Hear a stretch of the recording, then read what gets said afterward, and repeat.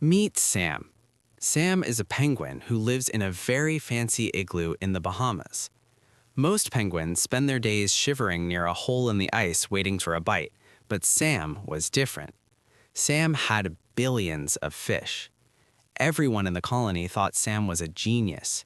He was on the cover of Penguin Fortune magazine. He donated fish to save the turtles. He even had his name on the biggest glacier stadium in the world. Sam ran a place called the Fish Exchange.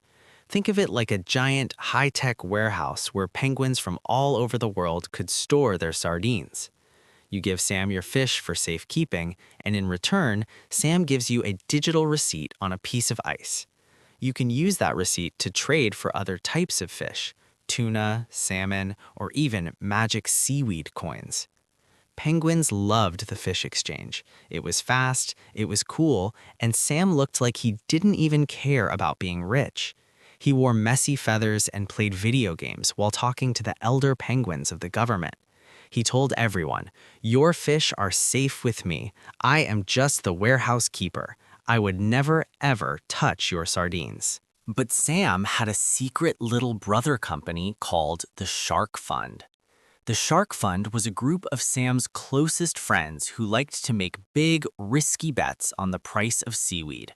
The problem was, the Shark Fund was very bad at betting. They started losing a lot of fish, thousands of fish, millions of fish. Normally, when you lose your fish, you're just out of luck. But Sam didn't want his friends to fail, so he did something that is very, very illegal in the penguin world. He took a secret slide that connected the Fish Exchange warehouse to the Shark Fund's office. Every time his friends lost fish, Sam would reach into the customers' buckets, the fish that belonged to regular penguins like you and me, and slide them over to the Shark Fund to cover their losses. This is like if you gave your lunchbox to the school teacher to hold during recess, and the teacher secretly gave your sandwich to the school bully because the bully lost a bet. And the worst part?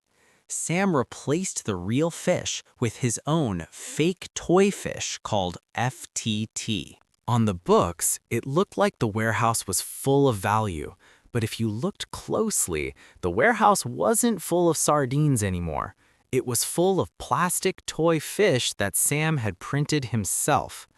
As long as nobody asked to take their real sardines home, the game could continue. Sam was a hero built on a pile of plastic. Then, one day, the king of the polar bears, who ran a different, bigger fish exchange, started smelling something fishy. He looked at Sam's plastic FTT fish and said, "This is garbage. I'm selling all of my toy fish right now." Suddenly, every penguin in the colony started panicking. They didn't want Sam's plastic fish anymore. They wanted their real, juicy sardines back. They all ran to the fish exchange at the same time. They knocked on the door of Sam's fancy igloo and said, "Sam, give us our fish. We want to go home." Sam tried to stay calm. He tweeted on his shell phone, "The fish are fine. Everything is fine." But Sam was sweating under his feathers. He knew the truth. The warehouse was empty. The real fish had been eaten by the Shark Fund's bad bets months ago. There were only plastic toys left. When a warehouse doesn't have the things it promised to hold, we call that a liquidity crisis. But when the warehouse took those things and gave them away without asking, that's called a $10 billion crime. Sam didn't have 10 billion fish. He had 0 fish and a lot of explaining to do. The penguins weren't just sad, they were furious.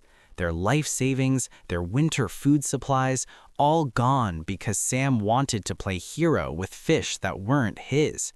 The $10 billion scandal wasn't a mistake. It was a heist disguised as a playground game. This is the danger of the golden boy. When a penguin tells you he's saving the world while holding your bucket, check the bucket. Sam made it look easy because he wasn't playing by the rules. He was playing with your lunch. And in the world of finance, if you aren't paying for the product, you and your sardines are the product. The shark fund kept losing, the secret slide kept working, and the pile of toy fish kept growing. It was a perfect system until the light turned on. Now the igloo is melting, and Sam has nowhere to hide. The $10 billion question is, where did all the real fish go? They didn't just vanish. They were spent, lost, and wasted by a penguin who thought he was too smart to get caught. Now the ice is thin, and Sam is about to find out how cold the water really is. Sam wasn't just a bad fisherman. He was a master of the trust me game.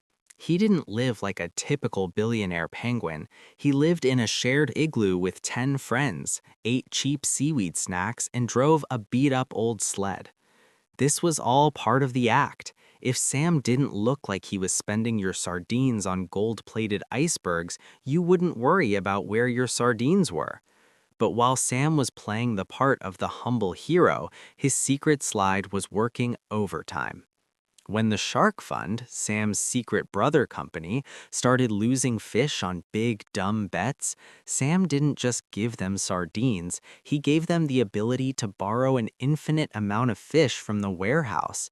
Imagine if the bank let your neighbor take money out of your savings account every time he lost a bet at the racetrack.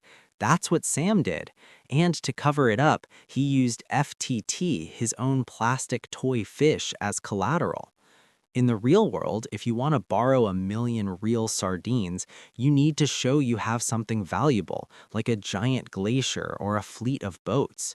Sam just pointed at his pile of plastic toy fish and said, "Look, these are worth billions because I say they are." And because Sam was the golden boy, the other big banks in the ocean believed him.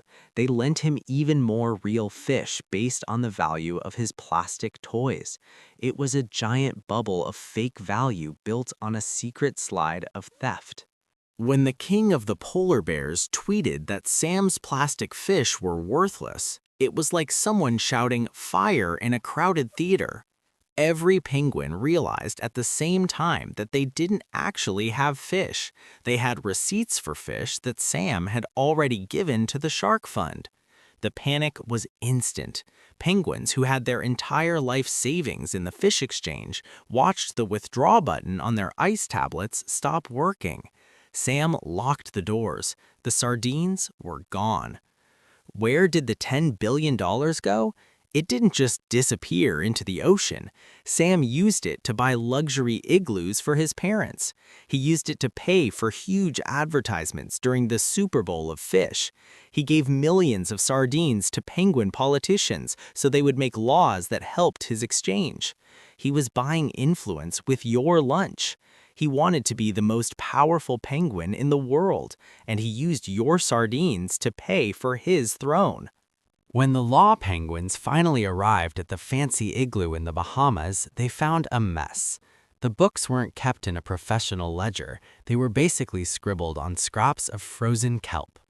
There was no board of directors, no adults in the room, just a group of kids playing with billions of other penguins' lives.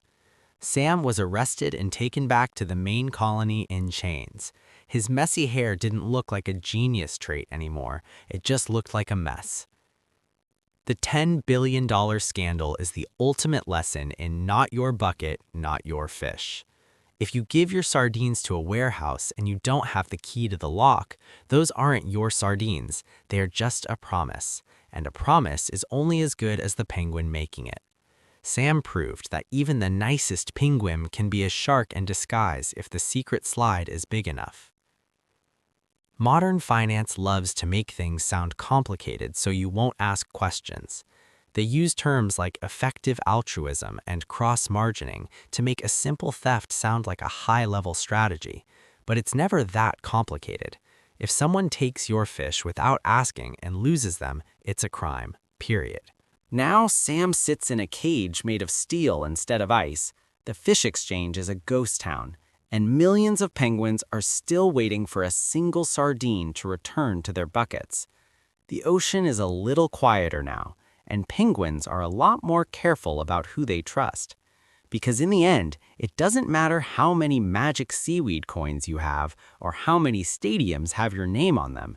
If you don't have the real fish when the penguins come knocking, you're just another bird about to get wet. Don't let the messy feathers fool you. Don't let the fancy igloos distract you. If a penguin tells you he can make your fish grow without any risk, he's not a genius. He's just a penguin with a secret slide. Keep your bucket locked, keep your eyes open, and never trust a shark, even if he's wearing a penguin suit. Waddle on!